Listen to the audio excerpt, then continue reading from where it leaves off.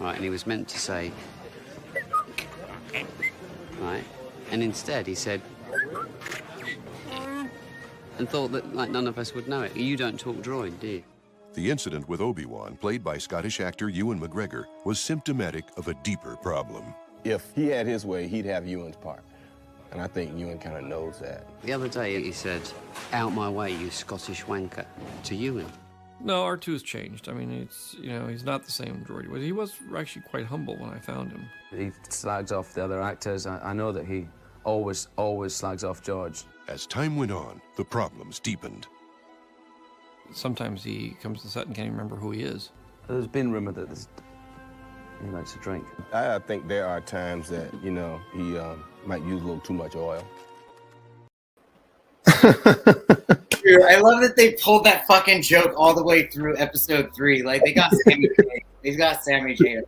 There is effort involved in keeping it going that long. Hello there, everybody. Hello there. Welcome back to Dork Forces podcast number 14. That's right. Crazy. I completely agree, Jake. It is crazy to think that this pod has had 14 episodes already. That's pretty nuts. I'm glad to hear a lot of it was at the very beginning and was the hype of Star Wars Celebration, where we got to meet a lot of amazing people, which is going to be a great riding that high. That's right. But and then 10 episodes later, here we are. So it's been a fun experiment. This has been a complete and utter intergalactic experiment. Yeah, no, and it's every moment of it has been really cool. I love that Star Wars Celebration is kind of like the cornerstone, the foundation of how this podcast got started. Like you're saying, one of our first episodes was like, what are we gonna do when we get there? And then the next time we had this look on our faces, we were both just like, what we've experienced. Looking forward to Rei Kennex is so amazingly kind and awesome. Well, speak of the devil, just in time, we wanted to introduce our very special guest today, Rei Kennex herself, who is an amazing Star Wars cosplayer and actress, star of fan films. Hello there. Hello. Yes. Hello. Welcome. Thanks for coming on the pod. Thanks for having me. Absolutely. I'm still adjusting my volume here. No problem. Yeah, you said you got a brand new. It's good. Congratulations, brand new mic. Yes, brand new mic just for your podcast. We're honored. But yeah, so for a quick introduction, so sort of like what Katarn was saying, how long have you been doing cosplay versus when did it start to merge into a more acting and film creating career? It actually started at the same time because the summer that I decided to cosplay was the summer that I enrolled into film school.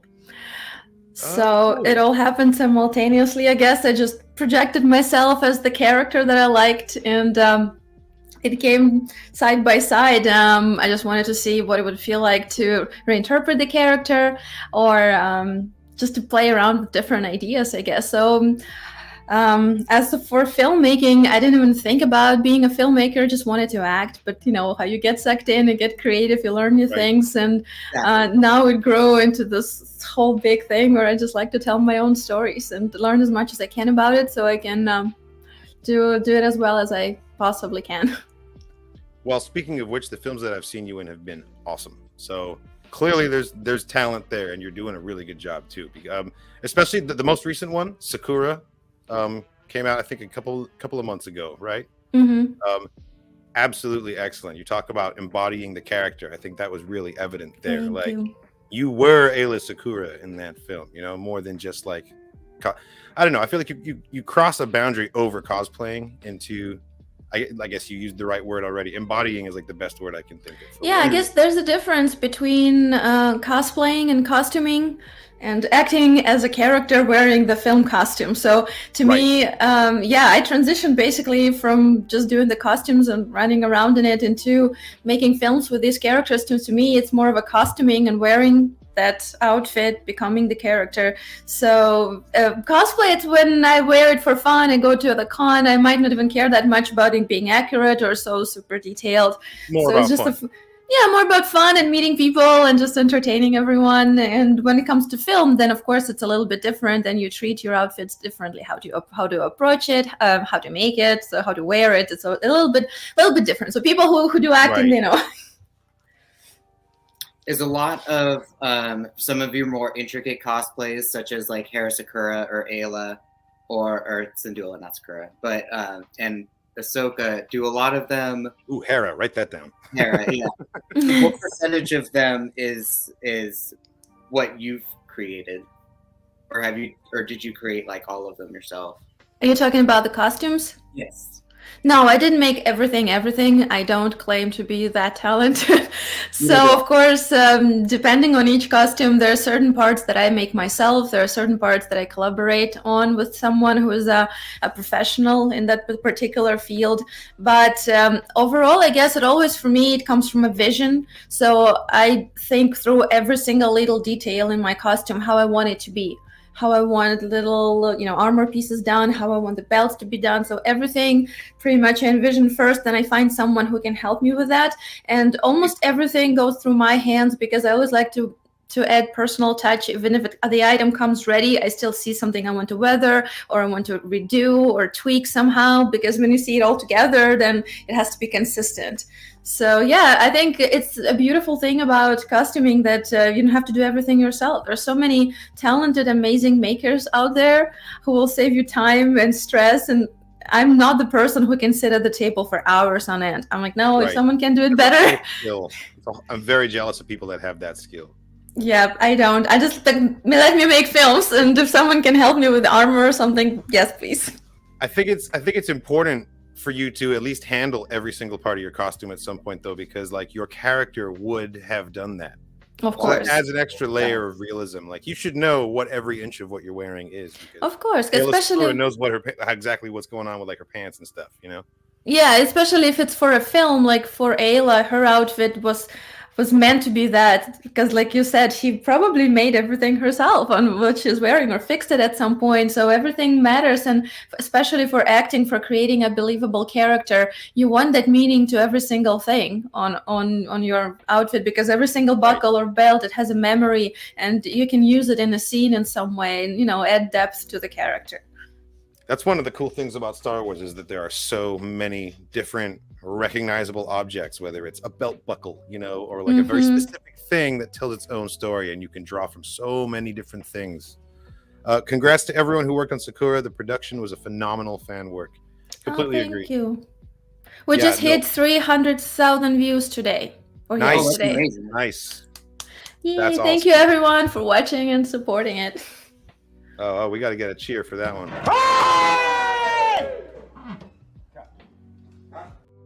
There you go. You Fix got those to things. fix the hair afterwards. Fix those Awesome. TVs things. That's awesome. 300,000.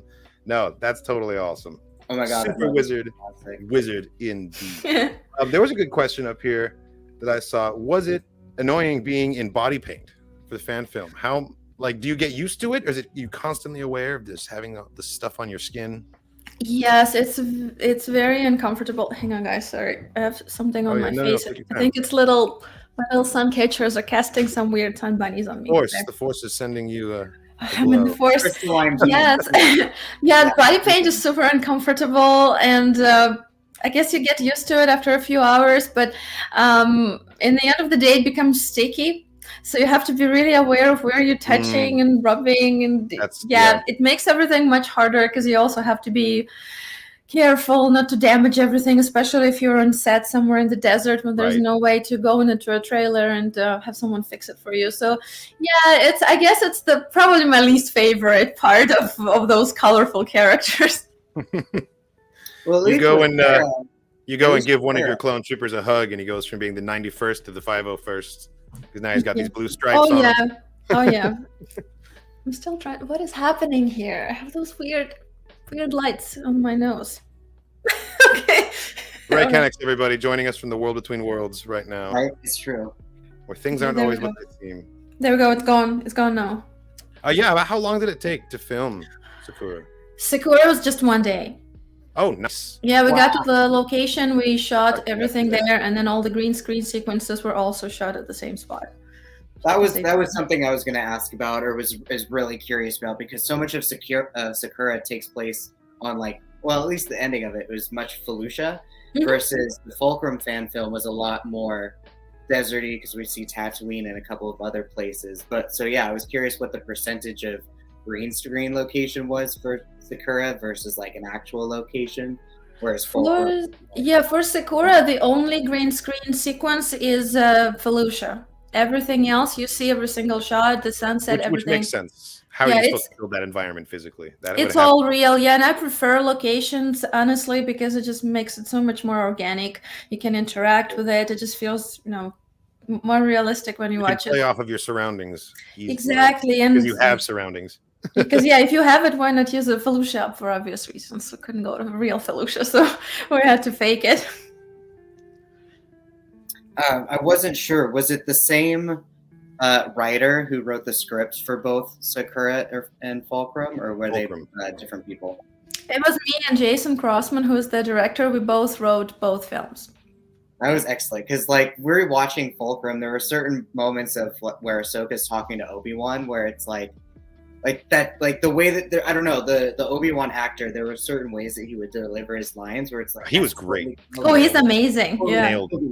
It's where the idea of Ahsoka would, for whatever reason, kind of tiptoe on Tatooine just to sort of check the things, but there were just little concepts that made super sense, that were just really well done and well delivered. So thank you. Yeah, Fulcrum was all going back to your question. Fulcrum was all on location, so there was nothing green screen there. It was all real. Awesome. That's why it took so long to make that one, because we had to go to a new spot every time.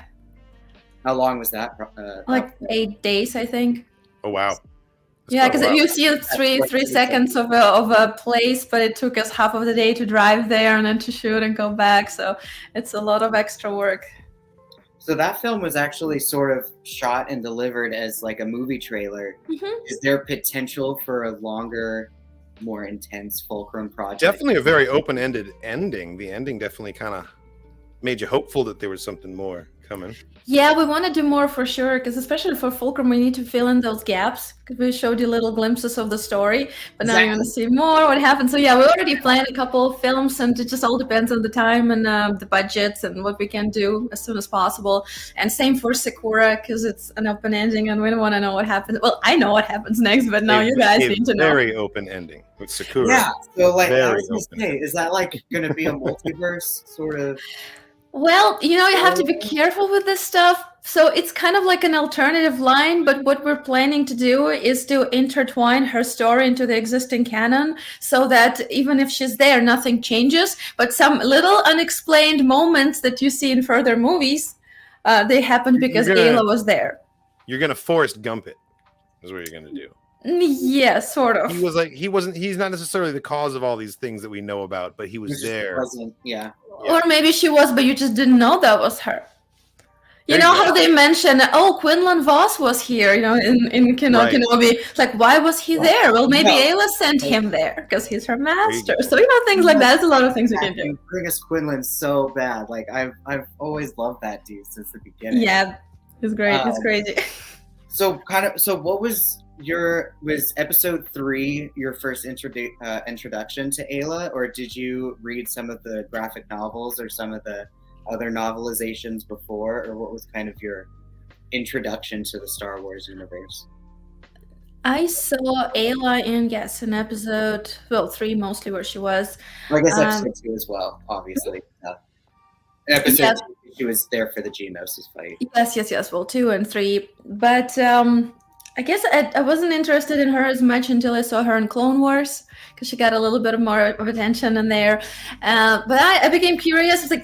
We didn't know much about her from the prequels, and then we have this very straightforward Jedi mission-oriented leader in Clone Wars. I'm well, there must be more to her. So I started reading the comic books, and I was whoa, there's something else completely in there. And the Dark Horse comics is where it's at. That's very different. And I loved her stories. I always say this. There's so much lore about her that people don't know about. She has one of the most fascinating journeys of all Jedi. Her background is insanely cool, and her dark side connection, Quinlan Voss, her bond with Bly, all of these things.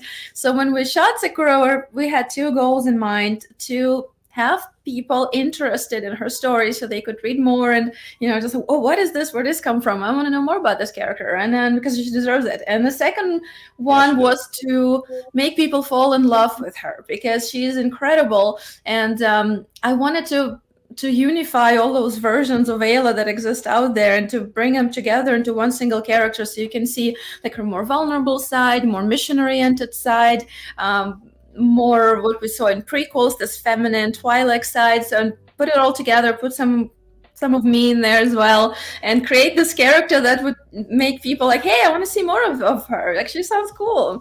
So that's why we did the film. So effective, like, because that describes exactly my experience watching Secura too.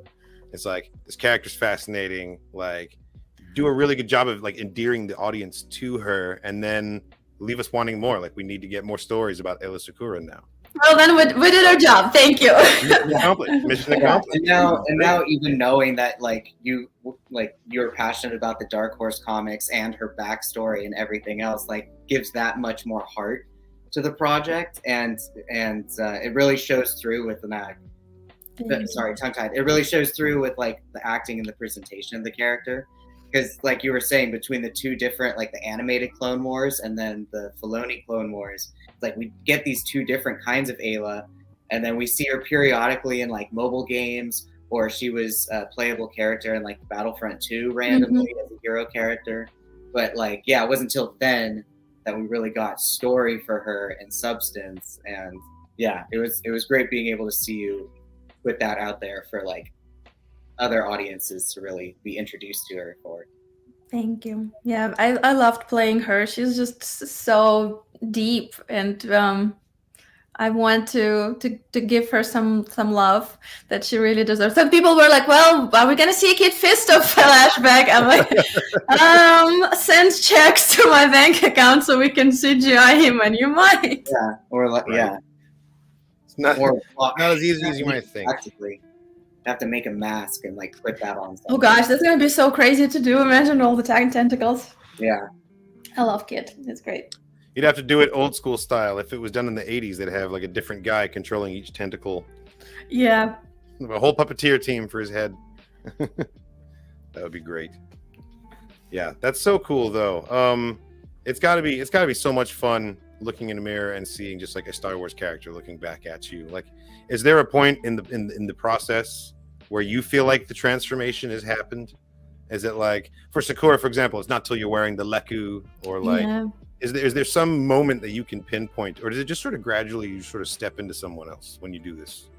Well, I guess many actors say this, whoever has to wear a lot of body makeup and prosthetics, when you're in the chair and you're being prepared, or you're getting ready yourself, that puts your mindset already there. But I think it's not until everything's on and you step on the set or location, wherever you are on set, and that's when you become the character, basically, when it the final little puzzle piece is being put in place. So for you, it's the set, it's the surroundings. Yes, yeah, just getting there, and you're finally in your environment, and that's when something in your imagination just clicks, and you're suddenly somewhere else, or someone else. So yeah, I guess it's that. To say that as well. Yeah. Mm-hmm. Favorite fan film? Ah, well, you may be a little biased there, Ayla Secura. It is so excellent. And speaking of fan films, do you have a favorite fan film? Do I have? There's so many that are so good, and that's one thing I love about all of them, that everyone does their own approach to a fan film, and I can't choose one because there's good things about every one of them. Like I can do like honorable mention. I'm gonna name Doom. About the Kanan and Hera. Well, I was Hera in it a little bit, about Kanan and his journey. But that one, because it has so much heart, Doom by Jetstreak, right? Yes, by Jetstreak. Yeah, that story has so much heart, and it's done with so much love to these characters.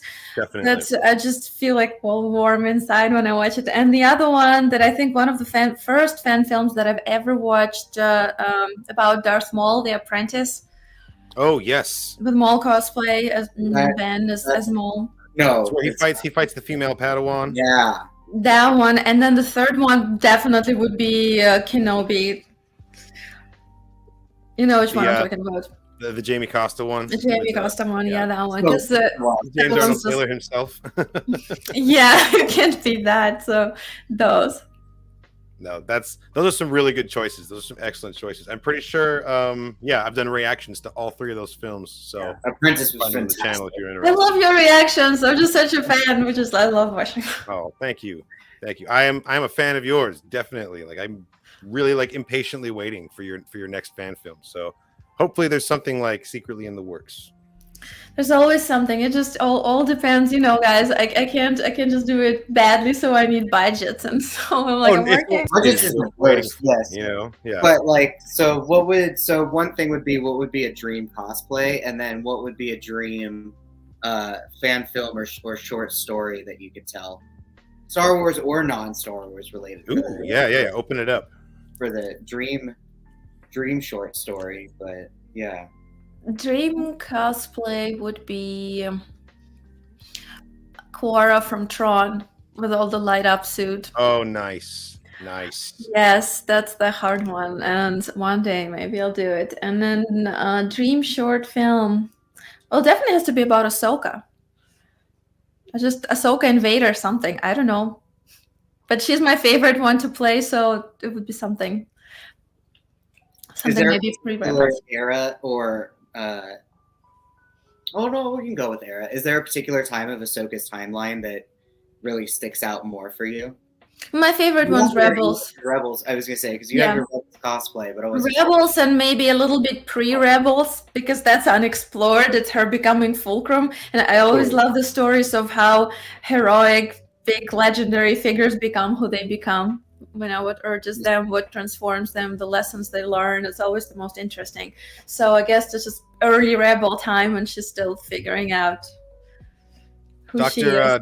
Dr. Sith has a great question here. Collaboration between the three of us would be perfect. I could see Ahsoka would encounter a weird two-headed alien creature, and I'm head number 1, and then Bendu's head number 2. Oh my God! Yeah, pod race announcer. Yeah, and just like it's like a blink and you miss it. And you just like walk past us in the background. We could do like a group reaction to something. That would be a lot of fun. Yeah, no, definitely let us know if you've got any room for us when you do find out. Of course. What story you're telling next, because that'd be great. Completely agree. Just have to come to LA, be in the next film or something. I'm down. I'm planning to go back to Galaxy's Edge probably during Celebration Europe to make myself feel better about the fact that I'm not gonna make it to London. Spring, right? I don't remember. It is. It's like April or May.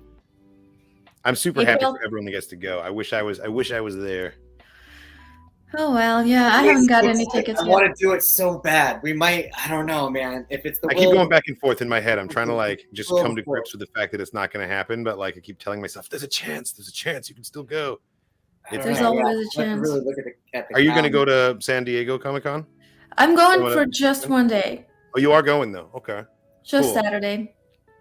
I wasn't sure if I was going to go at all, but there's a limited edition Hallmark Gonk Droid ornament. Oh my God! You run of 3,000, and it makes like sounds from the movie. Oh wow! So yeah, you see one of those. Grab it for me. This time I'm just going to see the floor because at Celebration I didn't see anything. I only saw people. So this time I'm just gonna go straight to the floor and look at everything.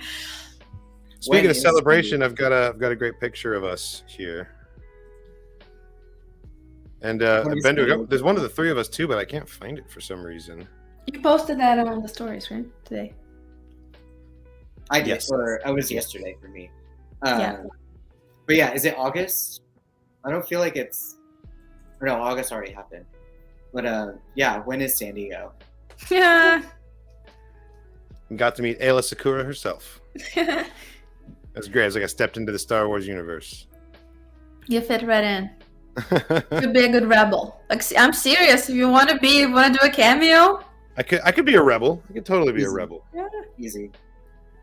The stormtroopers are over here. There you go. You're cast. Yes.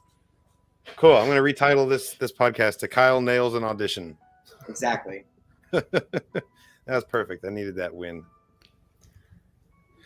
There's actually some there's some controversy going on in the Star Wars universe right now. Well, I don't even know if you can call it controversy, but Joe Dante, the director of Gremlins, 1984, accused Grogu of being a ripoff of Gizmo, a copy. Yep. I've seen that. Yes. Yeah. What is there any truth to this? Like, what do you think? Do you think that's valid?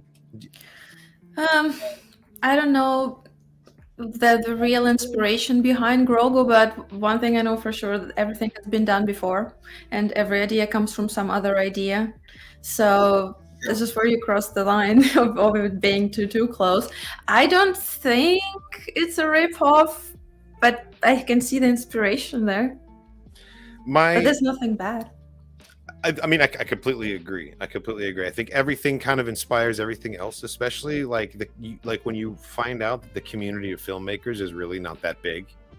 There's no chance that like one guy making one movie with a puppet is not completely aware of another guy making a movie with a different puppet. Like, they definitely know about each other. There's no way that they don't. But see, I feel like Grogu just looks like a baby version of Yoda. Yeah, I was gonna say Yoda exactly. came before Gizmo. Exactly. Yes. What else would a baby Yoda look like? And I don't know. Grogu can touch water. You can feed it after midnight. It's not allergic to the sun. Here's the first time we get to meet Gizmo. We get this big old close-up shot. Here he is. And he's pretty cute, all right? He is Gizmo's very cute. Yeah, it's Oh, little like- Mogwai. Little Mogwai. Yoda's species is just like a hairless Mogwai, They basically. said 50 years old. Perhaps it could I Maybe definitely- it's a I nod, definitely- you know. I see the resemblance. It could totally be a nod because the Mandalorian's like dripping with 80s and 70s references. You know? Mhm. It could be just a nod, yeah. That could easily be one of them. But that's that's like setting the internet on fire. Everyone was like arguing about this. Personally, I think that Joe Dante just really wants to get a signal boost out there for the Gremlins. There's a new Gremlins thing happening. It's like a series, animated series on Netflix, I think. Weird. Okay.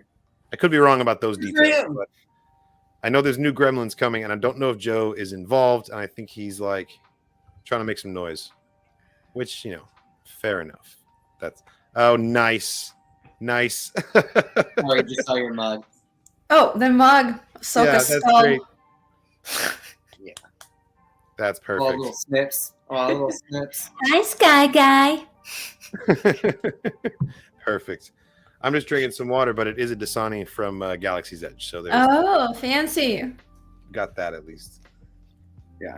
And I have my water bottle with the collective Kyle Katarn and Yes. Oh, yes. I have your I'm stickers I'm too. glad we're represented.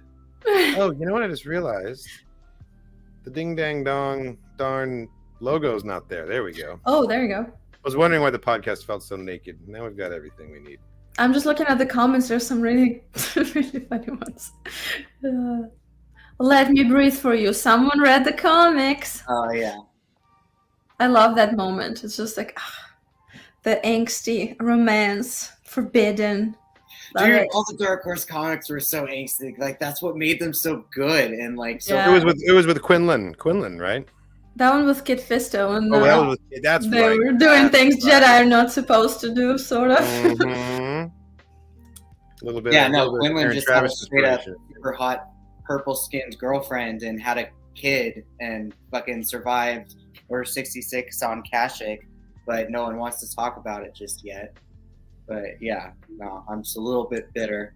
It'd be still true. about It'd be like that. the character choices and changes, but you know, there's always room to improve, Yeah. especially with more of his name being dropped out. So it's like Who would you cast? Yeah, Who would you this cast can't- for him?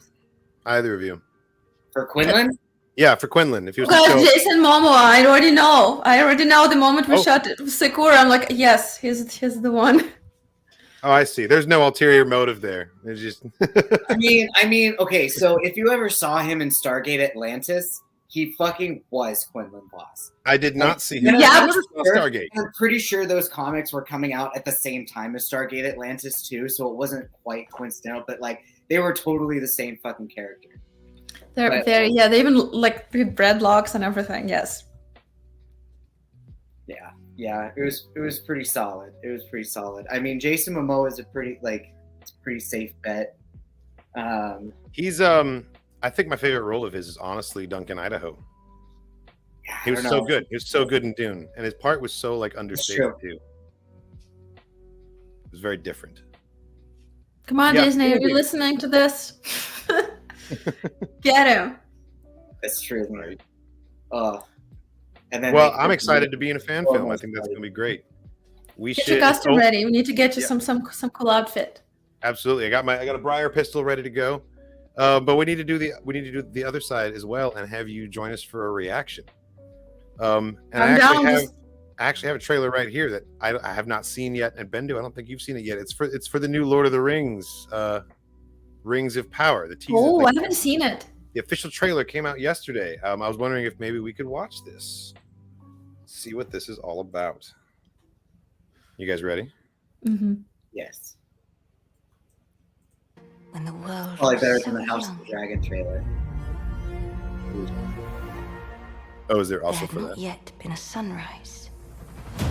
It's Krennic. Even then, Totally. Well, it's kind of, there was light.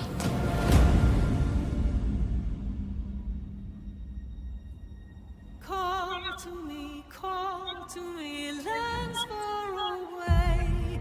see, the world building, Yes, I think, is what I'm forests to most excited for. I mean, Towards their minds, ooh, look at all the greenery in Khazad-dûm. men their fields of grain. But we Harfoots have each other. For I must now wander Ooh. this wandering way. We're safe. You have fought long enough, Galadriel. Yes. General Galadriel, bro. Young The Galadriel, enemy at is the still ripe out young there. age of like 75. The question now is where? Cerulean stories, It is man. over. Oh, is that You Numenor? have not seen what I Is it see. I Elrond? have seen my share. Is that Elrond? That No. would make sense. That would So. totally make sense. Yikes. What I have seen.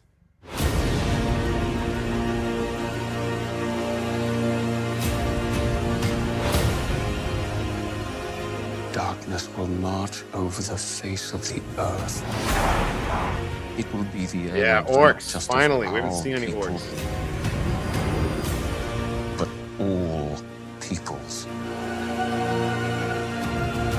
It's like I kind of want to see I am Gandalf, sorry, but I Mars, don't want to see but their time Gandalf. has come. The past is with us all.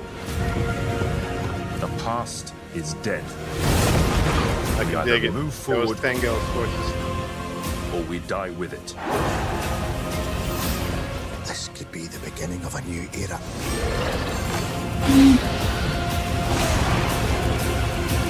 Galadriel, the sword. I was gonna say, so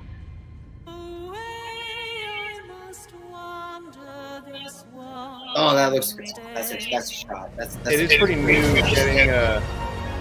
getting music with lyrics like that in Lord of the Rings, but like there's so much singing in the books that I'm down with it. I think it works. That was pretty sweet, actually. That was super sweet. I really want to know if Sauron's supposed to be a real person or if Sauron's already like his weird shadow fiery self at this point. I think Sauron is that comet that came down, and he's just going to be like a big, weird, ethereal, angry cloud kind of deal. I don't think they're going to give him a body. They're making this during the Second Age, which is like there's a nice big blank area where they can kind of do what they want. Yeah. I don't know. The nerds are going to hate it no matter what. There's always going to be someone that's angry with their choices.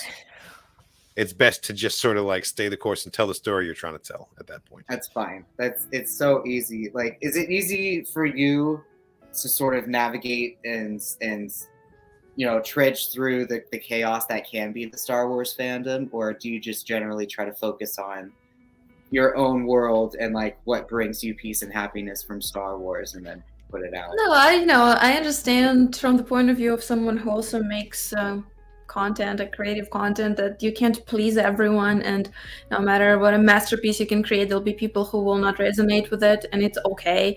That's why I just let everyone enjoy what they enjoy, and if I have critique, I'm not gonna make a fuss about it, because the work is done, and there's someone who loves something I don't love, so why not? And yeah, like you said, it's for fun, it's for entertainment, it's to create goodness and inspire people. So why would I bring some negativity and try to put someone down or something? Exactly. If I don't like it, I'm not gonna watch it, I'm not gonna enjoy it, not gonna praise it. That's it. And I'm gonna focus on something that brings me happiness, and make something for the people who can relate to what I want to say with my films. And if someone doesn't like it, then I'm not offended at all, because then you're not my audience and we're not on the same team.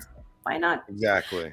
I just don't understand when people feel the urge to come, whether it's official Star Wars or fan creations or whatever, just come and try to vomit diarrhea of verbal insults and try to show their expertise and how they know better what you need to do. Like that, I don't understand. It's just waste of breath.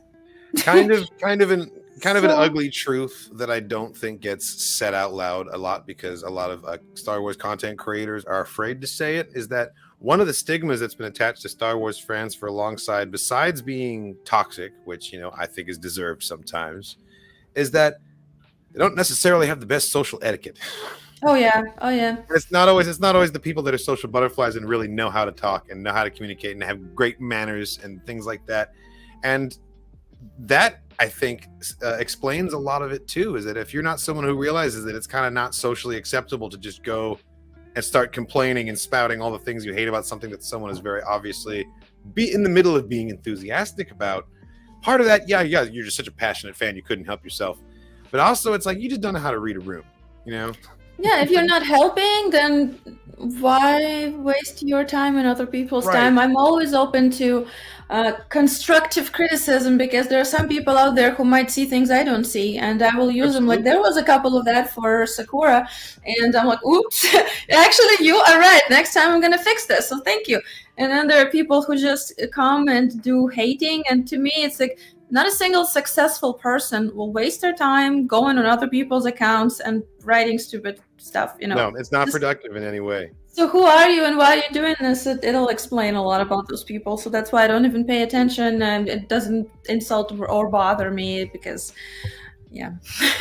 Bravo. More people should have that mindset, because people get very bogged down in that sort of thing, I think. You would make a killer young Arwen, actually. I think that would be a great one. Like about 100-year-old young, right? Because she's... Right. When she's barely a teenager. She's 80, yeah. Yeah, okay. I love Luthien. I love her story. Baron and Luthien. That could be cool. Maybe it's another fan film for future. Jason, if you're watching this... I'll play a really tall dwarf. Oh, that would be so... all the elf architecture, that would be absolutely amazing to see, because it would be so different from other stuff that you've done. Tales of the Jedi, be like, what I want the lightsaber. Ahsoka and Dooku, but there's a chance that we'll get more Ayla content. I doubt she'll do much, but like, she might be present in a couple places where we see some of these scenes take place. You never know. I completely agree with this, though. They should have made Tales of the Jedi longer and focused on all kinds of Jedi. Although, I'd be lying if I said I wasn't excited for young Dooku. That's pretty cool and unique. Yeah. With like still kind of Padawan Qui-Gon, because like if we're seeing young Dooku, that means we're gonna see young Qui-Gon, or at least that's my hope. Maybe. But, yeah, it would. It's just the idea. We don't do that here. Mm-hmm. Yeah, it's true. Well, I've seen some uproar about Ayla, that people were saying, we want now more Ayla. So if that gets heard by people up there who make the decisions, then I'll be happy. Oh, I would fan cast you so hard if they started saying, oh yeah, we're going to bring Ayla in. I'd be like, well, I know who you need to bring in. Well, imagine that. Imagine if they wanted to do like a mini series with Ayla and they liked us and we could do this officially. Like, I would die happy. That would be the dream. That would be the dream. Yeah, that'd be the dream. Be able to stand on the volume in your full outfit and just like have like their Felucia around you. Mm-hmm. That would be and not die, hopefully. That's true. Well, that's true. Yeah, Secura didn't have a great time on Felucia. Now that I think about it. Yeah. Well, maybe before what we saw, because she was there for There's a lot of time before then. Like, Yeah. there's her whole apprenticeship. There's her whole, lineage. I She's had so many different stories that it's like they could give us finally like a canon one. Yeah. So Well, again, it just boils back to what's so awesome about Star Wars is that every character has many stories. And that, like, there are so many issues of Dark Horse about Ayla Secura. There are novels, there are episodes of the Clone Wars. There's so much that you could flesh out into its own thing if you wanted to. And then the same is true of so many other Jedi as well. So it would be very easy to make like that kind of a show. Like make it interesting too. the content is there. It's just about demand, get people excited about it, like you're doing with the Secura film, We'll have to do more than so people, sign something, petition, whatever it is, to make them do it. But blue paint every day would be a little bit taxing, I can imagine. Same with. So this is my Briar pistol. There It was, you go. 3D printed for me by my friend Splinter, who's one of the mods on my Discord, and I painted it myself. Yeah, I love did. this thing. Nice. Okay, so you have the weapon now, so just the outfit, and then you have to decide whether you want to die or survive. Oh, definitely die. Definitely die. Way more fun. I'll die, and then my twin brother will avenge me in the sequel. That's true. Plot twist. It's all thought out already. Or no, even better, you think I'm dead, but then I come back with robot legs. We'll have to throw you down some very deep shaft. Or robot guts. Sounds good. Just make Like sure there's Fennec. like a cushion at the bottom for me. I'm not that much of a method actor. Sure. No one is, I think. Oh man, it'd be the ultimate. Revenge of Katarn. That'd be the whole plot.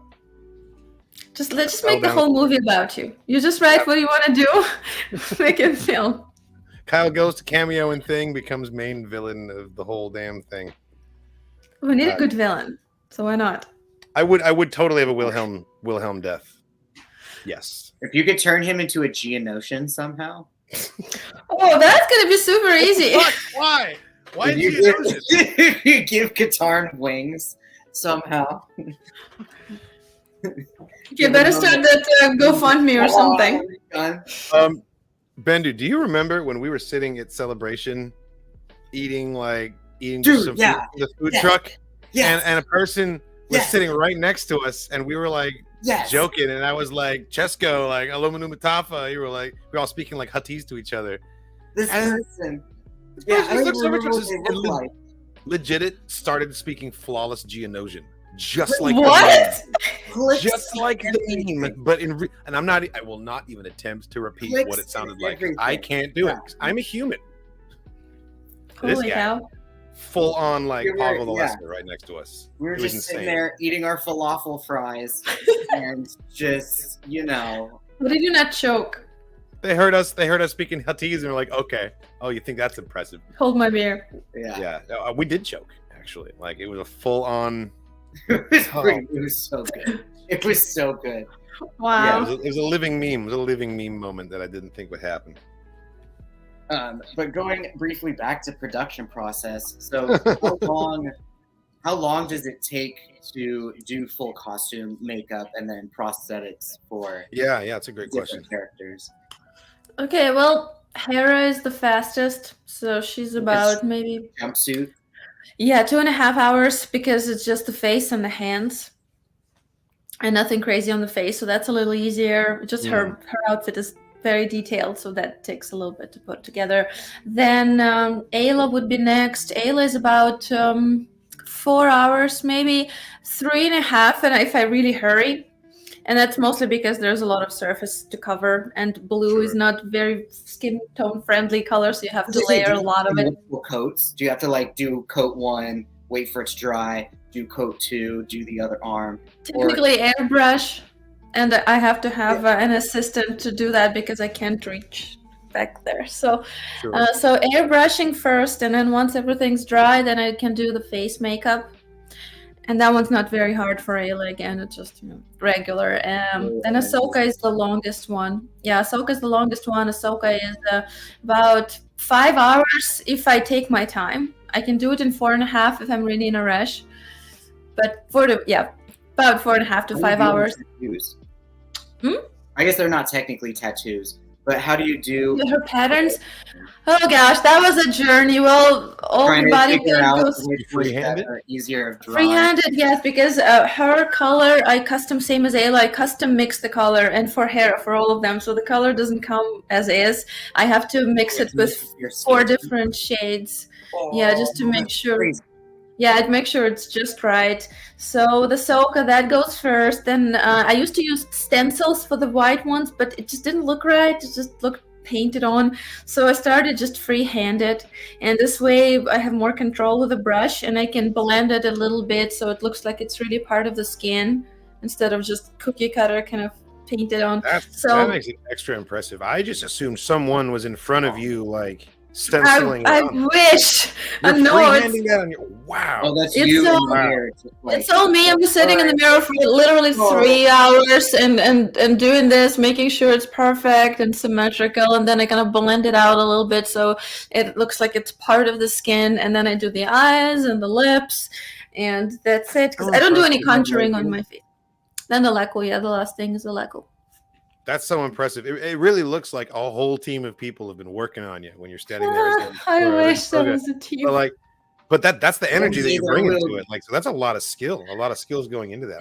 For Ahsoka, I'm tired by the time I'm done with the costume because I have to wake up super early and I have to spend 4 or 5 hours getting ready. And then by the time I have to do something or be somewhere, I'm already like, bring me coffee. I'm dying. And you have to drive to location as character, or do you? I don't drive in that because I can't, because it's just hard. I cannot turn much because it'll ruin the paint. It'll grease. Sure. So I have to basically put the seat back as much as I can and just sit like sideways and not touch anything and hold the belt so it doesn't rub. I was gonna say, is there no like setting spray that you can? There is a setting spray, but if you rub like that, it will rub together with the setting spray and set like that. So yeah, it's not easy. Yeah. Seriously, well, commitment. Yeah, thank you for because that's like thank you for the sacrifices that you clearly went through to like make it happen. That's a long time to be sitting there. It's a part of it, you have to do it. That's why I don't do Ahsoka very, very often. People probably think that I dress up like every week because I post new pictures all the time. I'm like, no, that doesn't happen even once a month. Yeah. I recently learned that most cosplayers don't constantly cosplay. They like save up like a ton of photos from like a big shoot and then sort of drip feed them over time. Makes a lot more sense. But I'm one of the many people that assume that like you're just like sitting there on your phone dressed as Ahsoka uploading a photo like I wish. It's like some people just do it. It used to happen before, now it doesn't. Like, hey, it's my third cousin's son's wife's birthday. Can you record a happy birthday message as Ahsoka tomorrow? I'm like, I would love to. Like, that's true. I remember during COVID that was your shoulders upward, like, and then you're wearing blue jeans, I would have totally loved to do this, but you should have told me like 6 months ago, so I could do it at some point where I could actually do it.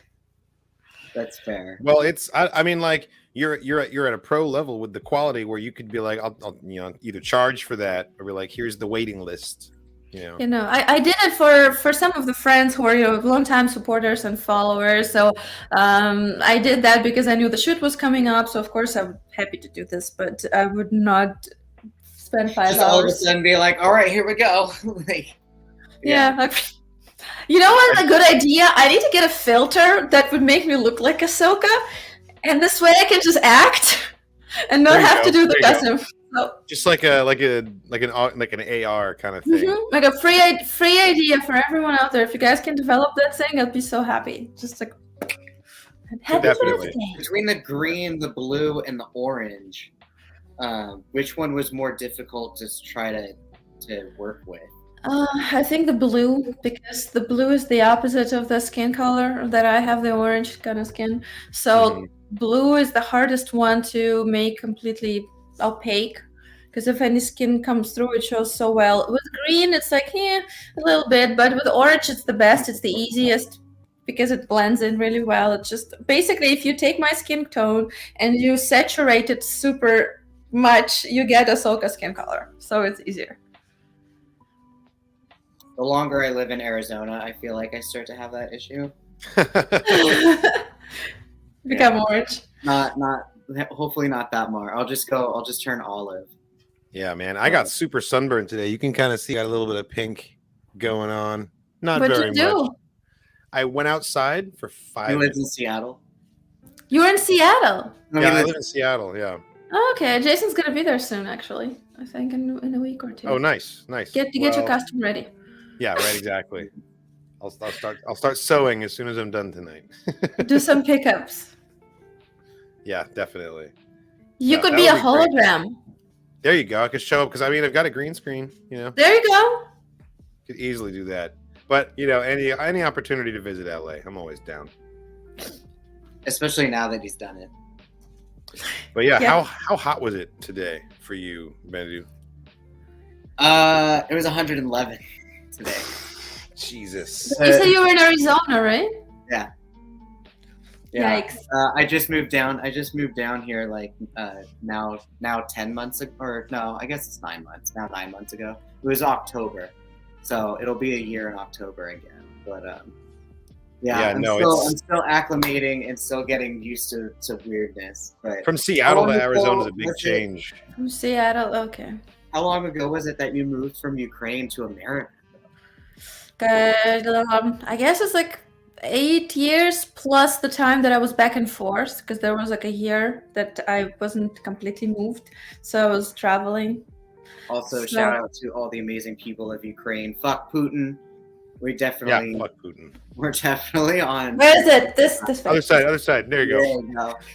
Yeah, because I also don't have the brain to be bilingual, and your ability to pick up English has been like fucking tastic also. So I just wanted to, give you a shout. They don't make kids learn enough languages in America. Yeah. Big You problem. don't have to, because everyone everywhere learns English, so. Yeah. That's one thing I learned about traveling in Europe, is that it was really hard to practice other languages because everyone used me as an opportunity to practice their English. Practice theirs, yeah. Yeah. Exactly. That's funny. But yeah. Slava Ukraini, yes. Slava Ukraine. Which is great. So for anyone that also follows Rei Kennex on Instagram, she has a whole link tree of different charities and humane society stuff of animals. Yeah, we'll drop links to those in the description of this video. If you're watching this via YouTube, you'll be able to follow those links, donate to all those charities. Thank you, guys. Yeah, and I wanted to drop in. Thank you. All of my merch that you see on my Etsy, the prints and the pins that I have, part of the proceeds go to help Ukrainian animals, mostly animals, some old people, some kids, but mostly, yes. So if you get anything that know that you're going to be helping, and I want to give a special shout out to Charlie there in the chat, who's been sending me weekly donations for animals, and that has been an immense help. So Hell yes. Really cool. That's amazing, Charlie. You're a hero. More, especially to help the animals that are there. But yeah, I need to get in at some point too. It just hurts my fucking heart to think about it, honestly. Like everyone that is suffering over there, not just animals, but people. Like donating is just like the very least that people can do to help. So if you can spare anything, every little bit helps. There'll be links to the donations in the description of the YouTube page here. Is your family still able to like stay safe, or did they also move to America, or are they still out there? No, they're still there, all there, and it's not really safe anywhere. There are just some areas that are safer. They're in the capital, which is, I guess, one of the safe-ish place to be. Mm-hmm. But when you have those air raid alarms, the entire country is red, which means anything and anywhere can be targeted. So that happens every day. They can't get out. Well, my mom was here recently. She just went to visit for a while, but she has to go back to work. My grandma's there too, so she can't leave her for a long time. So everyone's just doing their best with what they what they can where they are, staying safe as much as possible and helping the country going. Because if you're not there, who's gonna make the food? Who's gonna take care of things? Right. So when we're outside of the country, but every Ukrainian that I know is doing something to help. It's volunteering, information help. It's raising funds, events, like everything. So it's very good to see that everyone's teaming up, and there's a whole Ukraine outside of Ukraine that's that's doing the not the frontline work, but behind the frontline work. So everyone who's joining that's not Ukrainian is super appreciated and valued. And guys, everyone, thank you for all your support. I see the chat. Just know that nothing is too little. Literally nothing, because it means so much when we see the whole world cheering for us and helping in some way and encouraging. And sometimes it's so hard and overwhelming to even get out of bed because you're afraid to open your phone and read something horrible because there will be something. And when we see that support, that just gives you extra strength that we have so much to fight for and we're not by ourselves. It's like that scene in in the Rise of Skywalker when all the ships show up and you're not alone. Yes. They're like, where did all these, they don't have a navy this big. And it's like, they're just people. So, like, yeah. 100%. So yes, thank you everyone. So you said 8 years ago, were you cosplaying over there also, or was that? Oh, no. I started it like less than 5 years ago. I moved to Los Angeles, and a year later, that's when I decided to go to film school, and that's when I saw Star Wars films. Yes, The Force Awakens too. That's when I started to think about the costuming. So yeah, it was just then. So it's really been like, so Star Wars has really kind of been your baby for like the past 5 years then, and you've just sort of it started it, and then I got into Blade Runner and cyberpunk culture, so that was another big one. So cool that 5 years and you're already like, where did like this level of a creator, like that's so inspiring. Yeah, no, seriously. Especially there's even more fucking all the namesayers out there. I mean, well, it speaks to your skill and talent that you would rise this fast. Also, I mean, there's a lot of hard work going on here behind the scenes. 5 hours of putting makeup on. That's not nothing. It's not like you just effortlessly. Suddenly, the success comes. Like you've worked very hard for this. No, you gotta work hard. But I'm just thankful for all my previous experience, which had nothing to do with art, but it had a lot to do with. Psychology and marketing, and I was working in international relations, international warfare analysis, so journalism, so a bunch of government information stuff. But that gave me a very good foundation, to be organized, to know how things work, how to structure your information process, how to analyze everything. So just a lot of good skills that I picked up before actually going into a creative field full time. And it's not enough to be an artist right now. You have to kind of be your own little business, so to say, and treat yourself as that. And there's still a lot to learn because, the States is different from how we do things in Ukraine. But I've been trying to learn and to work as much as possible because I know that I haven't been in this since I was 6 years old. So it's a new thing. But like you said, it's a lot of hard work. It's a lot of times where you don't feel like you can do anything and you just feel helpless and demotivated as heck. But if you're really passionate about it, I think you can't give up. You just have to keep going, because then what? Right, exactly. How or where did you meet your circle of co-creators, like your writers and the different directors for your films? You mean here? Did they go to school with you, or? No, I'm like the least experienced one. They are all professionals, and I guess how I meet them will through work mostly, or sometimes you just connect at the event or reach out online and someone just comes along. I just met Dan, who's the composer for Secura, who's one of the probably most talented composers I know. Period. So good. I met him in an Uber ride. So you never know. we just were in Uber together, so we just started talking about music, and there you go. So you never know. Cinnamon, who's the producer, my co-producer, she went to school, the same school that I did, and Jason is the director of both films. So we've been doing this together. We're together, so we're a good team too. What else? You can meet people. Some people you met through mutual friends, and someone gets recommended to you, and you look at their work and you really love it. So it's really from anywhere. I can't say there's just one place you can find those people, and put your work out there, because then people notice and they want to be a part of it, and then you see who you click with. And if you want to find someone to collaborate, that's how it happens. Having a team makes it so much easier to create things too, when you're not responsible like necessarily for all of the ideas, and then also for all the props. The entire practical process of putting it into effect. Exactly. Yeah, you don't have to make all the props yourself, for example. Yeah.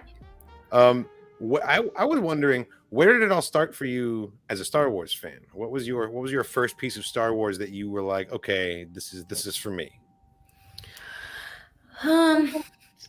Well, I think it was with episode 2, because I watched that with my best friend in Ukraine, and I saw I see the prequels first, because growing up we didn't have any Star Wars there. It was just not a part of our culture, and it's only later we started to get more Western films and things in the theaters. So that's where I saw it, and I fell in love with it. It was just such a my thing. It felt like my world, and I always loved it since then. But I guess like my awakening was with The Force Awakens, ironically. So that's when it rekindled my love. It was very powerful, especially at the time period that it came out, and then like the fact that it was a Christmas movie. Also, there was a lot of crescendo for when the Force it was a cultural event, man. When The Force Awakens came out, they played in all the right notes, marketing wise. They found all those little pieces of your nostalgia, and they manipulated them just right. That's right. Yeah. I'm a big fan of watching reactions on YouTube. I'm a reactor. But I think one of my favorite things to watch reactions of, and I keep coming back to it, is the trailer for The Force Awakens. It was the teaser number 2, the one where Han says, "Chewie, we're home." Yeah, dude. That got just so much universal just excitement and enthusiasm from people, and it makes me sad to say it. That's the last time in my mind that I can think of where Star Wars fans were just united, yes, and like excited together, and everyone was like in the same boat of like, oh, I hope this is good. This is gonna be great. No, and then we all kind of broke and went our own ways because everyone had their own opinions, and the sequels was like a whole fiasco of like people arguing with each other. That's true. But that moment in time, just like everyone was united in their just mutual excitement for this thing. So I feel like that's not unique. A lot of people probably felt that same way. Like grew up with the prequels, and then life happens. You do whatever, and then boom, The Force Awakens brings it all flooding back. Yeah, the shot in the original trailer where it was from the back of Kylo, and we just see the saber ignition on Starkiller Base. Yeah, like we didn't know any of that. It was just red saber in the snow, and it was just something. Right. It was just something about that shot and that coloring that you're just like, oh, I'm fucking hyped now, bro. We're saber fight in the snow. We've never had a saber fight in the snow. JJ is really good at doing the whole mystery box thing too, and it worked until it didn't work. But while it was working, it was great. I was like, some of my favorite memories of speculation is like everyone poring over that teaser and trying to just analyze every single frame. Every second, yeah. Like BB-8, what's he all about? Who's Finn? Who's the stormtrooper guy? Like, no, it was. I guess it was different for me, and not just in terms of like Star Wars, but loving it again. But I started to look at it through the eyes of a storyteller because I began to be interested in film. So it was not just watching the movie; it was also dissecting. And it's great. Right. What's so great about it? What they do, what they didn't do. So it was from a different angle already, and it opened a lot of new aspects to Star Wars that I didn't think about before. That's really interesting too. Yeah, you would have a completely different perspective going in once, like because when you're purely an audience member, you don't think about those things. No, that's why I read the script, and I would have never read the script to a film before. But I was like, hey, I want to see what they wrote, and I want to see what they got out of it, and what's the difference, because there's usually the difference. So I was very For the Very episode interesting. 2 script or the episode 3? No, episode Force Awakens, episode 7. Oh, for the Force Awakens script. Oh, I got you. Yeah. Yeah, absolutely rocked on That's screen. the idea, especially since you went to film school and are now like pursuing film as a career, being able to see like camera notes or like angling notes that are also incorporated in there that like you wouldn't necessarily always think about. They're like, oh yeah, should do like an over the shoulder thing, or like, oh yeah, we should do like, have them positioned here sort of thing. So yeah, I'm sure it helped you in the future with your own script writing and Yeah, it just helps you understand why certain things work and why you like certain things and how to explain. That was the hardest thing for me, how to transition what's in my head into the screen, into the words, how to explain technical aspects of it, and how to deliver the emotion I want to deliver as an actor. So there's a lot of things, just little intricacies. Wearing many hats at once. Yeah, but it's cool. I know. I don't complain. I usually like to be on the team where everyone's better than me, more experienced than me, because then I can learn so much. Yeah, that's what I try to do. So I'm so thankful for people who helped me with the films, because I was just could trust them. They're gonna do their job very well. Well, I can't wait to see whatever's coming next. I'll have to stay tuned and wait for an announcement. Sorry, Bendu, what were you gonna say? I was just thinking again about like how great the camera work and a lot of the angles were for both fan films, and like I wasn't sure if there were some drone shots that were used for Secura or not. No, like for some of those high angles, I was like, damn, where they did that shit. But no, there was no drone. There was one drone shot in Fulcrum, but it was super fast, super quick, and then the drone crashed. Oh, really? Yeah, there's a shot of a drone like flying into the director and a photographer ID. Nice. So funny. That's great. And some troopers falling in the snow because it was slippery. But yeah, the camera quality too. Like there, like it wasn't. There was at no point was it like shaky hand camera. Like all of it was just very clean, very smooth. It didn't have a lot of the little earmarks of a fan film that you expect. It felt very much more like a professional production. Thank you. Well, that's because people who worked on it are professional in their field, and that's why with Secura especially, our DP's meeting. It really shows. He was like, "I need this. I'm like, "Are you sure you need?" He's like, "Yes, we're gonna be in the desert all day, handheld. I need the gimbal. I need this." And I'm like, "Okay, fine. I'll get you everything you need." So there we go. You said it's comforting. It's comforting to know that you're in good hands. It's like, okay, now I've got to go get a bunch of stuff, but it's like the guy knows what he needs, and that's a good sign. Well, I do fight on some things that I know for sure how I want it. I do fight for that, but then the rest, I'm like, okay, well, your specs, so let you be. MODOK, hello there. So I know you said Fulcrum was 8 days. Oh, hey, of shooting, Todd. How you doing? And then Secura was 1 day of shooting. But how many days between like post-production and pre-production sort of extended that period of time? Like did either of them sort of take longer than a year? No. They took less. I think Fulcrum took about 5 months, but that's only because the post-production took longer. There was a lot of shots. We had to figure out how to do lots of blaster shots, and the whole opening shot with the ship took longer time as well. So there was like a lot of the lightsaber. It was during COVID too, wasn't it? Yeah, it was during COVID as well, and the assembly of the lightsabers, all the whole crystal scene. So we had to wait for that to be done. So cool. You splitting up both holocrons and that was so cool. Changing the crystal colors because we never see Ahsoka do that. We never see her swap out her blue colors for the blue. MODOK wants you to know that you are amazing. Oh, thank you. I happen to agree.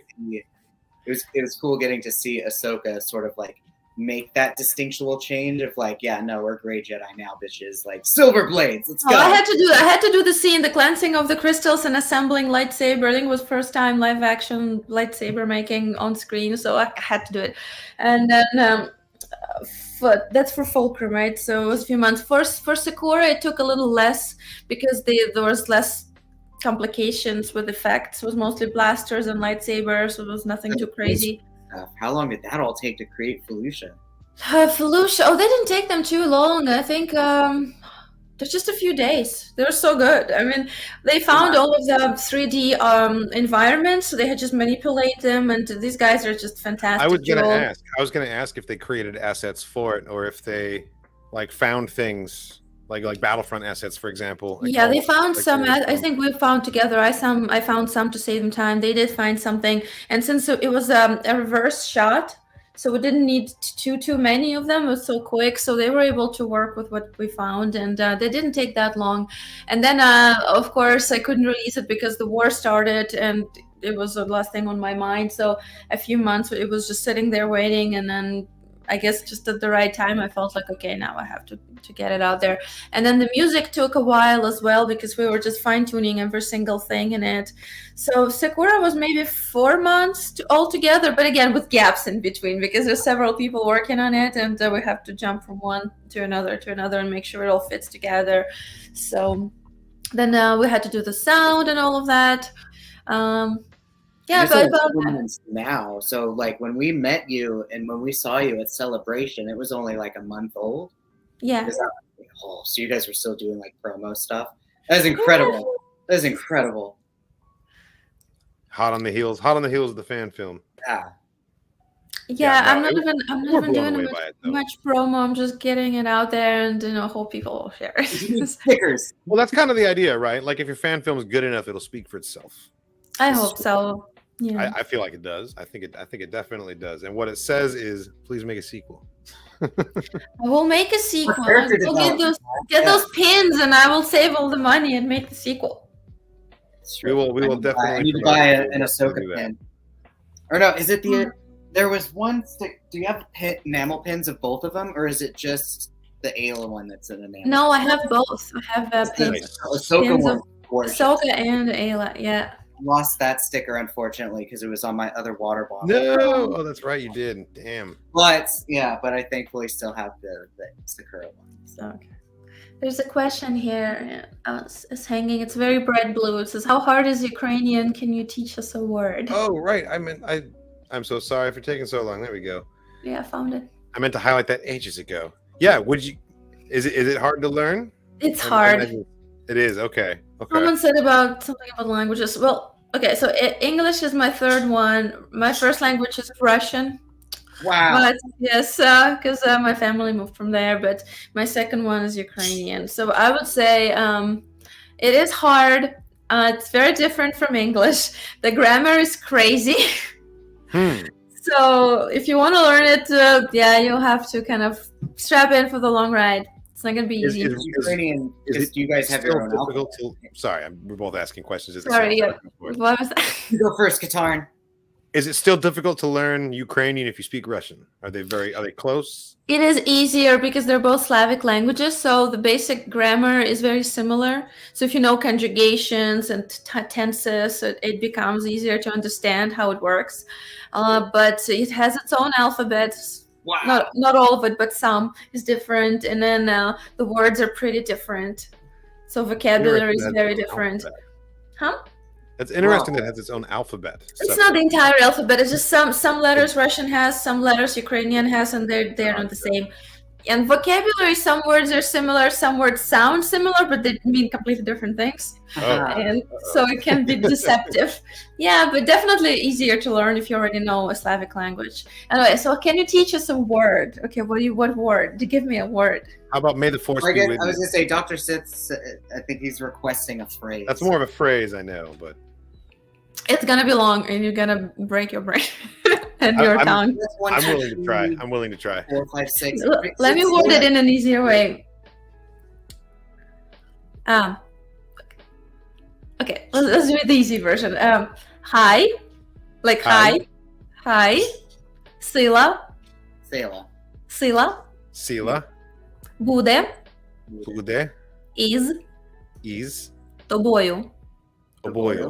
So, хай сила буде із тобою. Хай сила буде із тобою. Хай сила буде із тобою. Yes. Yes. Pretty good. Oh, now it's never mind. Okay, I'm sorry that I did such a terrible job for you, Dr. Sith. It's It's okay. That's what Google translates. I'm sure he could say it better than me. Yeah, you could just Google Translate. It'll. He's in Europe, so he's therefore automatically better at learning languages than me. All day.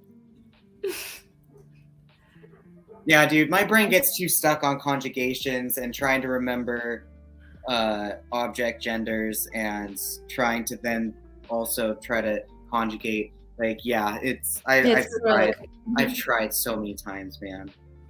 Yeah, when I learned German, it had multiple genders like der, die, and das. I remember that was very tricky at first. I wrapped my head around that idea because English doesn't have anything like that. No, it's pretty crazy. Like when you conjugate something that's, there's 300 female tables, and 300 and tables will all conjugate in 6 different ways. So even the number and the gender. Let me see if I can still say. I can't remember it. Ja govoru ni mosko po-ruski. Yes. If you say that in Ukraine, don't do it. Oh yeah, no, not gonna say that one. I know there's like a lot of fighting happening right now. Before should you speak Russian? Should you not speak Russian? So a lot of people if I are. open my mouth in Ukraine, I will say Slava Ukraini. There you go. Yeah. You're good. And then I'll shut my mouth. Let's just speak English. Yeah. Right. Yeah. That's usually the safest bet, I think. But yeah, thank you again. Right, for coming on a podcast and yeah, this has been a really good time. We got to learn about the fan film, about the process, about your personal philosophy about portraying these characters, which I thought was super interesting. And we got to learn how to say "May the Force be with you" in Ukrainian, which is pretty badass. There you go. Outside of body paint, you also have Episode 2 Padme cosplay. You also have the Aiden, the Chief Inferno Squadron. Yeah. Yeah, you have an Iden Versio. You have a couple of other characters. How do you choose your characters? I guess it's the same process as how you would choose a role.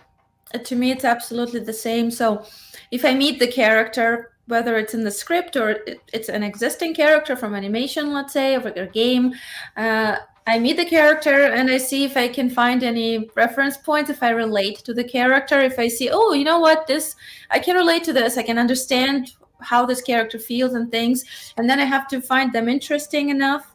There has to be some depth to them. Their story needs to be interesting. And then the last question, will I have fun? Will I enjoy being them? Emulating maybe their voice or their movement and feeling the things they're feeling and what message they're bringing. Can I say something important through that character? Because to me, it's a lot of work. I invest a lot of myself and in my emotion into that. So it can just be random character. I just like the outfit, and that's not enough to me. I can do it maybe just for cosplay for fun, but I won't spend much time really and effort into it, and it won't be as good in the end. So it has to be someone who I really enjoy being and who I think is meaningful for some, one reason or the other. It can be different for every character. Like for Ahsoka, it's the character I relate to the most. So for her, there's an endless list of reasons why I like to be her. And let's say for Aiden, she is just a fun character to be, and her switch is amazing. Yeah, she's super like Aiden. And yeah. She's always fun. So there's the different reasons, but overall, yeah, those things are the most important ones. I think that's something that really sets you apart as a cosplayer, is that there's so much more to it than just the outfit looks cool or I have a passing resemblance to this person. And I think it's really evident in the final product. I think that your cosplays and your fan films are a cut above, and clearly it's because so much thought, love, and attention goes into it. So hats off to you. I can't wait to see what comes next. I'm a big fan. We here at Dork Forces are big fans. Thank you so much for being on the podcast. We're pretty much out of time at this point, but I've had a lot of fun. This has been really cool. You'll have to come back on so we can chat again. Sure, yes. I would love to. I love you guys. Yeah, because Andor might just run into Kyle Katarn somewhere out there in the galaxy. Who knows? Andor's happening. Ahsoka is happening. This might actually, you know what? Whoops. I have my own little Cassian here that you might have seen. Because yeah, when Andor and Ahsoka comes out, we're gonna need your 2 cents completely and utterly.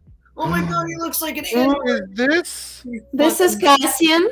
Oh my goodness. He's a Ukrainian kitty, and Look Look at at so that face. not thrilled with being on Look at that camera right now. face. No, he's famous, and everyone who's followed me on Instagram knows him and loves him. So he's just a very spoiled kitty, and he came to say hi. Dude, actually, all three of us have spoiled cats, and It's true. That's That's the true. best. absolutely I would grab mine, but fantastic. she's like straight up giving me this look from the They're locked out. from the doorway right now. She's like, "Don't do it." Where are you going, buddy? How dare you? Cassian's been in this fight since he was a kitten. He's gonna be 3 next week.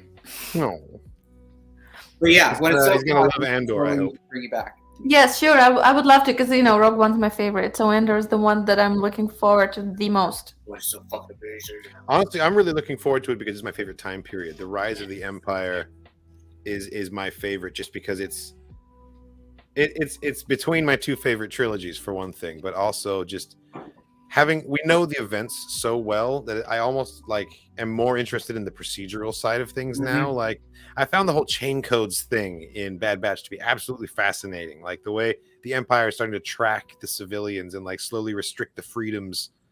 That's the sort of minutia that we didn't focus on before, and I'm finding it really cool where we're able to get little moments of that. And Andor is going to be full of it. Andor is going to be absolutely full of it. So that's one thing that I'm really looking forward to with that. Well, we'll talk about it.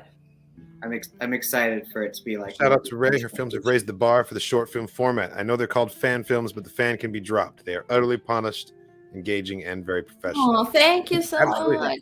This is high praise coming from Todd, who is the production designer of Obi-Wan Kenobi, and also the upcoming. Are you serious? Yeah.